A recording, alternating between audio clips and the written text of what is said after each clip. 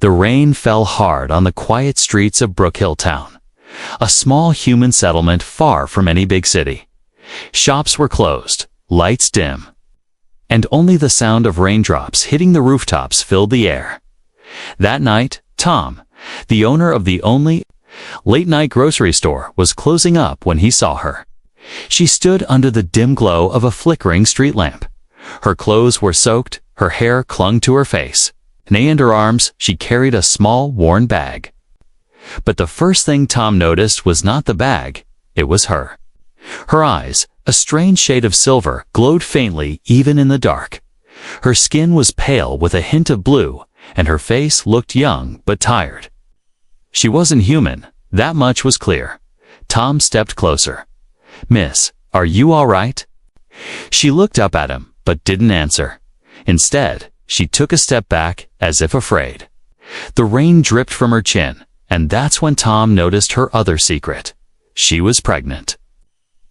Her belly round and visible beneath her wet clothes in Brook Hill. Outsiders were rare, and alien visitors even rarer, and a pregnant alien girl appearing in the middle of the night. That was something people would talk about for months. Tom glanced down the street and saw no one else. Just the cold rain and the sound of water rushing into drains. "Come inside, you'll catch your death out here," he said, pushing open his shop door. She hesitated, but when the cold wind blew harder, she finally stepped inside. The warmth of the shop made her shiver even more. Tom poured her a cup of hot tea and set it on the counter. "You've got a name?" he asked gently.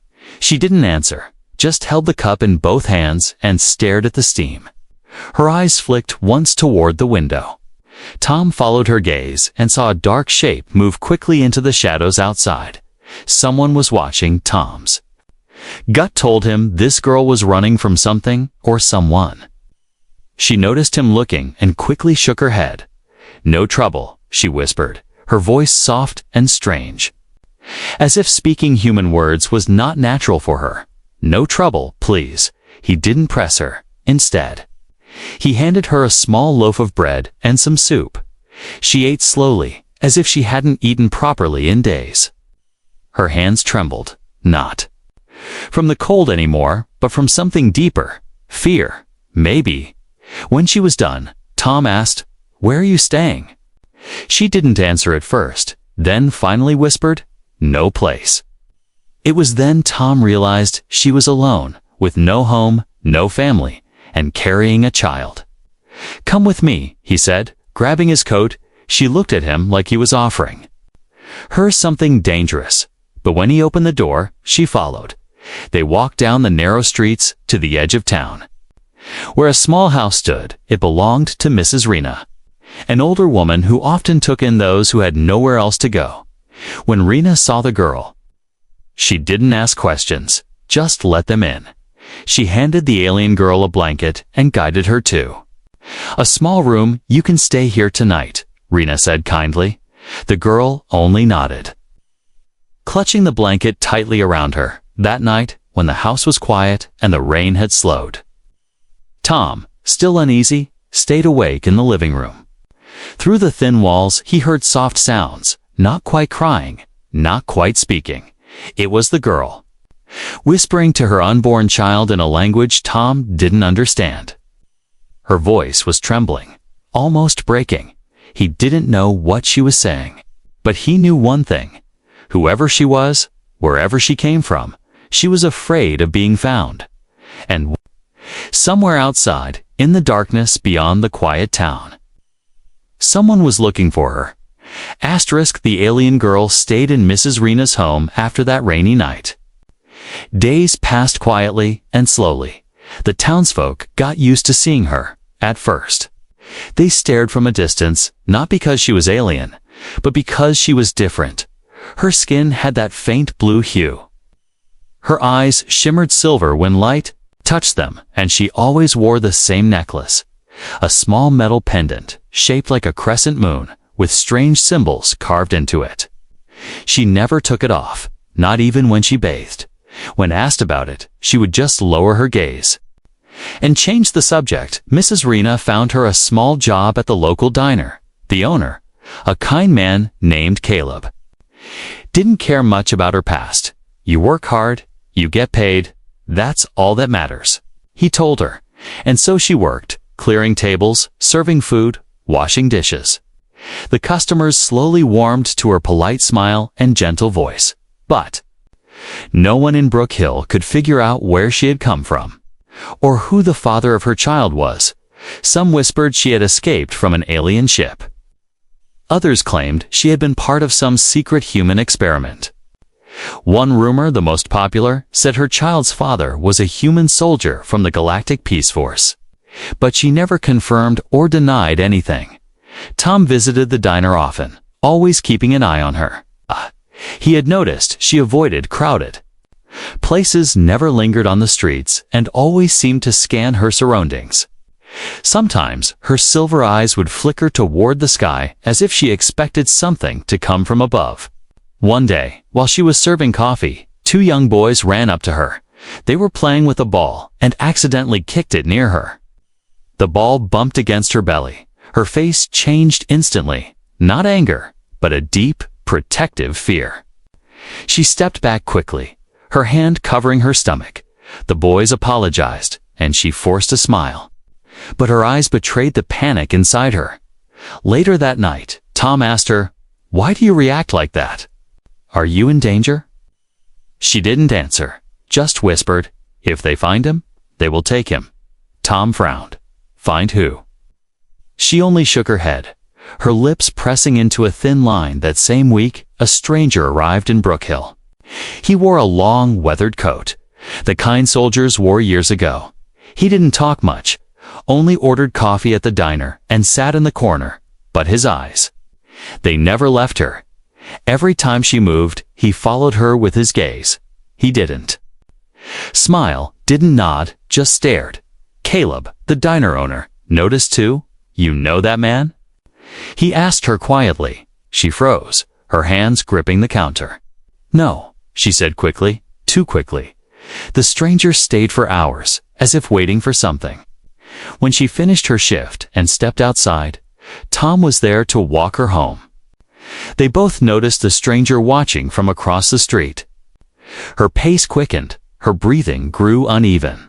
By the time they reached Mrs. Rena's house, she looked pale and shaken. That night, under her door, she found a folded piece of paper. Her hands trembled as she opened it.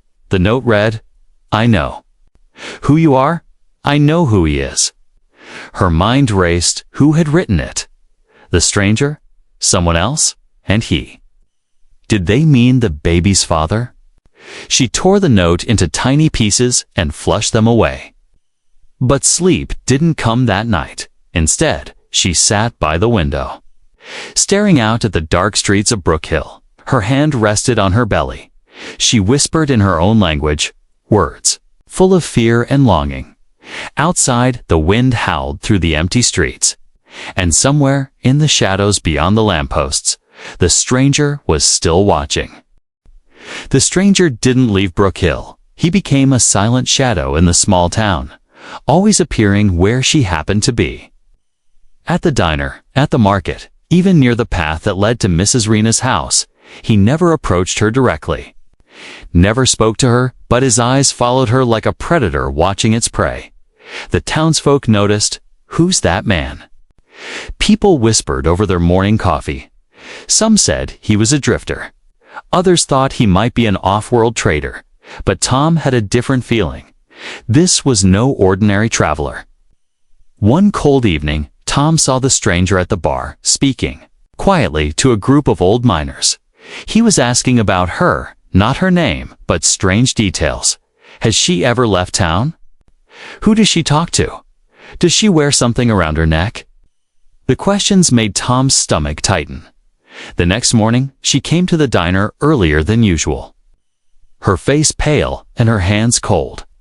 "I think he's following me," she whispered to Tom while pouring coffee into his cup. Tom glanced toward the corner booth. The stranger was there again, pretending to read a newspaper, but his eyes were on her. As always, Tom leaned closer. "Do Do you know him?" Her lips trembled. "No. But he knows me." That night, a soft knock came at Mrs. Rena's door. When she opened it, no one was there. Only a small envelope lying on the step. Inside was a single photograph. It was of her, standing in the diner, her hand resting on her belly. On the back, written in sharp black ink, were the words, "Tell me the truth, or I will." Her breathing quickened. She didn't show the photo to Rena, only burned it in the fireplace. But Tom noticed the smell of burning paper when he visited later. He didn't ask, but he could see the fear in her silver eyes. The next day, the stranger finally made his move. He approached her while she was on her way back from the market. The street was quiet, the afternoon sun casting long shadows. "You've been hiding well," he said, his voice deep and steady. She froze, her grip on the grocery bag tightening. "I don't know you," she replied quickly, trying to step around him. But he blocked her path. "I know who the father is," the man said calmly. Her heart pounded in her chest. "You don't know anything," she hissed, her voice shaking. The stranger's lips curved into the smallest smile. "I know more than you think," he said, and then he walked away, leaving her standing there, breathless and terrified. That evening, she refused to eat. She sat near the small window of her room, staring into the dark street below. Tom, worried, came to check on her. "What did he say to you?" he asked. She shook her head. "If I tell you, you will be in danger." Tom's jaw tightened. "I'm already in danger if someone like him is around." She looked at him for a long moment before speaking. "The father. He is not a man." "You can fight," she whispered. Tom leaned closer. "Then tell me who he is." But she only turned away, pulling the blanket tighter around her. Later that night, heavy footsteps crunched over the gravel outside the house. Tom moved to the window and saw the stranger standing across the road. Staring directly at them, he didn't move, didn't speak, just stood there in the dim glow of the street lamp. Finally, he turned and walked away, disappearing into the shadows. But Tom knew he would be back, and whatever truth this alien girl was hiding, it was powerful enough to make dangerous men come looking for her. The night air in Brook Hill was colder than usual. Clouds covered the moon, and the streets were empty. Inside Mrs. Rena's house, the alien girl sat on the bed, holding her crescent-shaped necklace tightly in her hands. Her silver eyes stared at the floor, but her mind was far away. Every time she closed her eyes, she could see the stranger's face, calm, dangerous, and certain. Tom sat in the living room, pretending to read a book. But his ears were tuned to every sound outside. The memory of the stranger standing under the street lamp haunted him. There was no doubt that man wasn't going to stop until he got what he came for. A sudden clap of thunder shook the windows. The power flickered once, twice, then went out completely. The house sank into darkness, the only light coming from the faint glow of a lantern in the corner. Mrs. Rena muttered about finding candles. Tom grabbed a flashlight and checked the front door, making sure it was locked. Outside, the storm began. Rain hammered against the windows. The wind howled like a living thing, and somewhere in that storm, movement. Tom saw a shadow flash past the window, too fast to be the wind. His heartbeat quickened. He stepped closer to the window, the beam of his flashlight slicing through the rain. For just a moment, he saw him, the stranger, moving toward the side of the house. Tom grabbed the small pistol he kept hidden under the sofa. He didn't want to use it, but he wasn't going to let anyone take the girl. He rushed to her room and whispered sharply, "We have company." Her eyes widened, her hand going instinctively to her belly. "They've found me," she whispered, her voice trembling. Before Tom could ask who they were, a loud creak came from the back door. Mrs. Rena gasped. "Someone's trying to get in." Tom motioned for them to stay quiet and moved through the dark hallway. But before he reached the kitchen, the door slammed shut again. and footsteps ran away into the storm. Tom didn't chase. Instead, he locked the door and went back too. "The girl, they're testing us," he said, "seeing if we're easy to break into." Her hands were shaking now. She looked at him for a long time before finally speaking. "If I tell you the truth, you must promise not to hate me," she said softly. Tom frowned. "Hate you? Why would I hate you?" Her lips trembled. "Because the father of my child is someone you would never forgive." Tom didn't speak. Waiting, she closed her eyes. As if summoning courage, he is not just an alien. He is the commander of a war fleet, a fleet that has fought humans for decades. Tom's stomach dropped. He had fought in that war as a young man.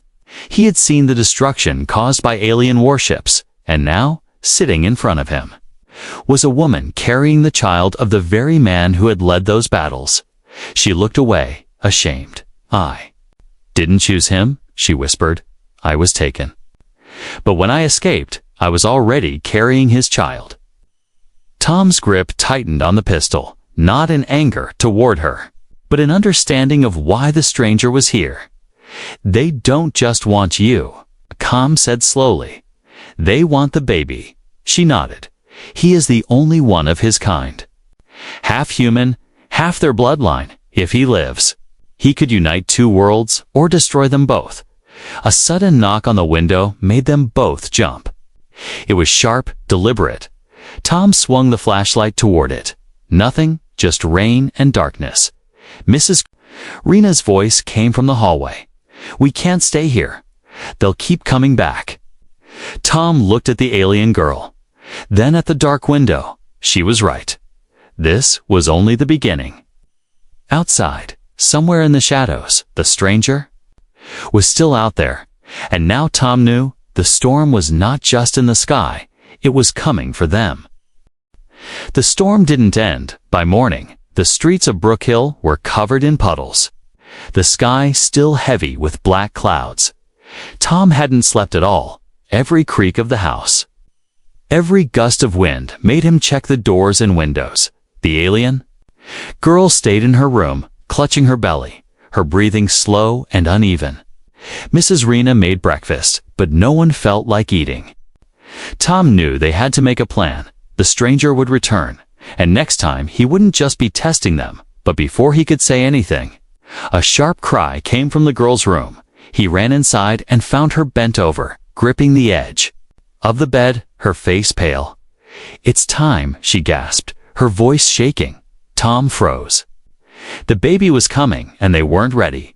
Mrs. Rena rushed in with blankets and a bowl of warm water. "Tom, close the curtains, lock the door," she ordered. He obeyed quickly, his heart pounding. They couldn't risk anyone knowing. The girl lay down, her silver eyes wide with fear. Outside, the rain grew heavier, drowning out most sounds. Tom knelt beside her, holding her hand. "It's all right, you're safe," he said. Though he wasn't sure it was true. Hours passed. Slowly, the air in the small room felt heavy. The girl's breathing turned into painful gasps, and strange glowing patterns began to appear on her skin. Blue lines like rivers of light traced across her arms and neck. Tom stared in shock. What's happening to her? He whispered to Rena, it must be her alien body's way of giving birth. Rena said quietly, though she didn't sound certain. Finally, a small cry filled the room.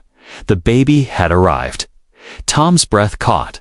The child was unlike anything he had ever seen. His skin was pale but warm, with faint silver markings along his cheeks. His eyes opened for just a second, revealing a deep, glowing blue. He was quiet, calm, as if aware of the danger already. The girl held him close, tears mixing with the sweat on her face. "He's beautiful," she whispered. Tom smiled faintly. "He's strong." But the moment was broken by the sound of tires on wet gravel outside. Tom's smile vanished. He peeked through a gap in the curtain. Headlights were approaching. Slowly, deliberately, they're here. he said sharply. The girl's face turned white. "You have to hide him," she said, her voice urgent. Tom shook his head. "We'll hide both of you." "No," she insisted, clutching the baby. "Tighter. If they take me, they might leave him, but if they find him, they'll never let him go." Mrs. Rena grabbed an old storage basket and lined it with blankets. "Quick, the cellar," she said.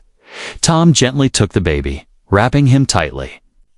The girl kissed the child's forehead, whispering something in her alien language before letting Tom carry him away. As Tom descended into the dark cellar, he heard footsteps outside, heavy, slow, purposeful. He laid the baby in the basket and covered it with more blankets, hiding every trace of him. Then he returned upstairs, his pistol ready. A loud knock echoed through the house. Mrs. Rena froze. The girl gripped the bed frame. The knock came again. Harder this time. Tom moved to the door, but didn't open it. "What do you want?" He called out. A deep voice answered, "You know what I want? Hand over the girl and no one gets hurt." Tom's grip on the pistol tightened. "She's under my protection," he said firmly. Silence followed, then the sound of boots splashing. In puddles, more than one person was out there. The stranger hadn't come alone. The girl's breathing grew fast again. She clutched her necklace, her silver eyes locking on Tom. "If they take me, they will come back for him," she whispered. Tom nodded slowly, his mind already racing through ways to get them out of town. The rain pounded harder, thunder shaking the walls. Outside, shadows moved across the windows. The stranger's voice came again, calm but sharp. "You have one night, human. One night before we take what belongs to us." Then the footsteps faded into the storm. Tom didn't relax. He knew it wasn't mercy. It was a warning. The storm eased by morning. But the air in Brook Hill felt heavier than ever. Every sound outside the house made Tom's hand go to his pistol. The alien girl sat on the bed, her baby in her arms, her eyes tired but alert. She hadn't slept at all. Neither had Tom. Mrs. Rena moved quietly around the kitchen, packing food into small bags. "We can't wait," she said firmly. "We have to leave before nightfall." Tom nodded. But deep down, he knew the stranger wouldn't give them that chance. By noon, the streets outside were almost empty. No children playing, no people talking on porches. Word had spread. Trouble was coming. And in Brook Hill, when trouble came, people stayed inside. Tom was checking the back door when it happened. A sharp knock, not at the front, but the side door. He moved carefully, gun ready, and opened it just a crack. The stranger stood there, rain dripping from his coat, but this time he wasn't alone. Two men stood behind him, armed and wearing dark, military-style armor. "You've had your night, human," the stranger said calmly. "Now, step aside and hand over the girl and the child." Tom's jaw tightened. "She's under my protection," he replied, his voice steady. The stranger's lips curved into a thin smile. "You think you can protect her from us? You have no idea who you're standing against." The alien girl appeared in the hallway, holding her baby. When the stranger's eyes landed on the child, something shifted in his expression. A strange mix of triumph and hunger. "So it's true," he murmured. "He lives." She stepped forward, her voice trembling but firm. "You have no claim over him. He is not yours, and he will never be a weapon." The stranger chuckled darkly. "Not mine, no, but his father's blood runs through him, and that makes him the key to ending the war." Tom stepped between them. Gun raised. "You're not taking either of them." One of the armed men shifted his weapon toward Tom. The room felt like it might explode any second. Then the stranger raised his hand, stopping his men. "You don't understand, human," he said coldly. "That child's father is Commander Varen, leader of the Orion fleet, destroyer of worlds. Half of him is human, but the other half is destiny. The girl's grip on the baby tightened. Tom didn't flinch. Destiny or not, he stays here. The stranger's smile faded. You can't hide them forever. We'll come back, and when we do, no door will stop us. With that, he turned sharply and walked away, his men following. Their boots splashed through puddles, the sound echoing in the tense silence left behind. When they were gone, the girl sank to the floor, shaking. They won't stop, she whispered. They'll burn this whole town to the ground if they have to. Tom knelt beside her. Then we make sure they can't find you. Mrs. Rena came in from the kitchen, her face pale. There's an old mining tunnel outside town, she said. No one goes there anymore. If we can get you there before night, you might be able to escape through the hills. Tom looked at the girl. It's risky, but staying here is worse. She nodded slowly, tears in her silver eyes. I don't want anyone to die because of me. The rest of the afternoon was spent preparing Rena packed food. Tom gathered extra blankets and the girl kept the baby close, whispering to him in her alien language. Every so often, Tom would glance out the window, expecting to see the stranger's coat appear again. By sunset, the clouds were red and heavy. They stepped outside quietly, moving through the back alleys of Brook Hill. Every shadow felt alive. Every sound made them freeze. Tom led the way, pistol in hand. The girl followed close. Rena behind them, halfway to the tunnel. They heard it the hum of an engine, low and steady. Tom motioned for them to hide behind a crumbling wall. A black vehicle rolled slowly down the street. The stranger sat inside, looking out the window. Scanning every corner, Tom's grip on the pistol tightened. They couldn't run now, not yet. They waited until the vehicle turned the corner, then moved quickly toward the dark outline of the mining tunnel. The entrance was cold, damp, and smelled of earth. But it was safety, at least for now, as they stepped inside. The baby stirred, making a soft sound. The girl hushed him gently, pressing her forehead to his. Tom stood at the entrance, watching. The nightfall outside, he knew this wasn't over. The real fight was only beginning. The mining tunnel was dark and cold. Moisture dripped from the ceiling. Echoing softly in the silence, Tom kept his flashlight low, the beam cutting through the darkness in narrow lines. The alien girl walked just behind him, holding her baby. Close to her chest, Mrs. Rena followed quietly, her footsteps careful on the uneven ground. They had been walking for almost an hour, every now and then. Tom stopped to listen, not for the sounds of the tunnel, but for anything unusual. He knew the stranger was clever enough to track them, but the deeper they went, the harder it would be for anyone to find them. Finally, they reached a wider chamber where the tunnel split into 3 smaller paths. This is it, Tom said. Lowering the light, one of these leads to the hills outside town. But I don't know which. The maps are too old. The girl's silver eyes scanned the dark openings. She took a deep breath, almost as if she could feel which way to go. This one, she whispered, pointing to the path on the left. Tom didn't question it. Her instincts had saved them before. They moved forward. But just as they entered the narrow path, a faint noise echoed behind them. Boots. Tom's pulse quickened. He turned off the flashlight and motioned for everyone to be silent. In the distance, a dim glow appeared. Voices followed, deep, steady, and getting closer. The stranger, Tom pulled them into a small alcove in the tunnel wall. They pressed against the cold rock, holding their breath. The glow grew brighter until shadows appeared on the tunnel walls. The stranger's voice carried through the darkness, calm and certain. You can't run forever. You know who will come for him, and when he does, you'll wish you had given.